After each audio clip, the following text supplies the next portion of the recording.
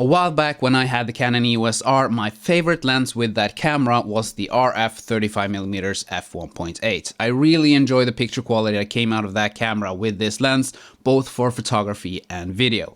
And the 35mm focal length on a full frame camera is a focal length that I really enjoy using. But how does the 35mm f1.8 pair up with the new Canon R7? Let's find out.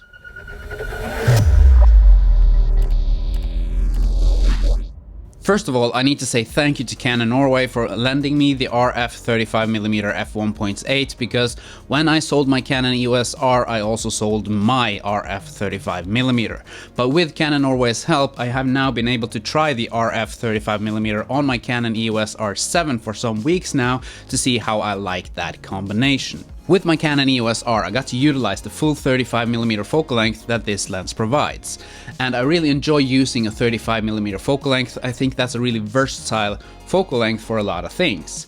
But this lens paired up with my Canon EOS R7, which is a crop sensor camera, it's not a 35mm anymore, it's more like a nifty 50. Because this lens on the R7, it's a 56mm full frame equivalent. And 56mm, it's more narrower field of view than the 35mm focal length is, so it limits a little bit more how you can use this lens when it's paired up with the R7 than on a full frame camera. But 56mm, it's still a versatile focal length. You can still use it for landscape photography, and it's a really good portrait lens when you have this on the R7. This is not one of the higher end L series that Canon makes.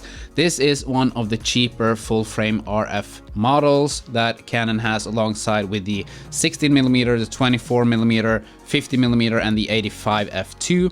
So the body is made out of plastic, but it's not a cheap plastic. I think it's good quality plastic, even though it is plastic.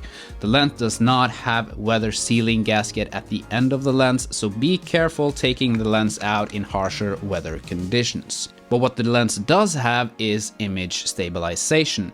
And the image stabilization in the lens paired up with the in-body image stabilization in the R7 makes it so you have good handheld video footage, and you can also do photography with lower shutter speeds without getting blurry images. So I think the IS in the lens is a good feature of the lens. The lens also has macro capabilities, and you can go all the way up to 0.17 centimeters close to the subject. You can get really good macro features with this lens. And since this lens is paired up with the R7, which is a crop sensor camera, you can get even closer when it comes to macro photography. And that's a positive thing, pairing this lens up with the R7.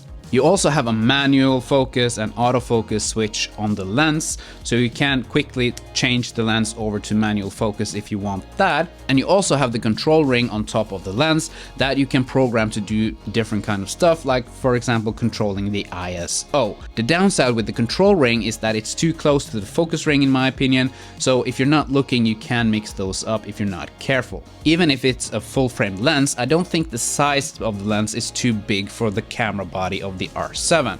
I don't even think it's too big for the camera body of the R10, even though the R10 is a little bit smaller than the R7. When it comes to image quality, this lens is tack sharp in the middle of the image, even at f1.8. But on a full frame camera, you utilize the 35mm that this lens provides, and on a full frame image, you might see some softness and vignetting at the edges of that image. That's the benefits of pairing this with the Canon R7, because the R7 crops in on that full frame image and you cut away that softness and that vignetting that you might have on a full frame camera. So what is my experience using this 35mm on my Canon R7? Well, like I said, I really enjoyed this lens using this with my Canon EOS R, and I do think that the image quality that this lens produces is just as good on my Canon R7.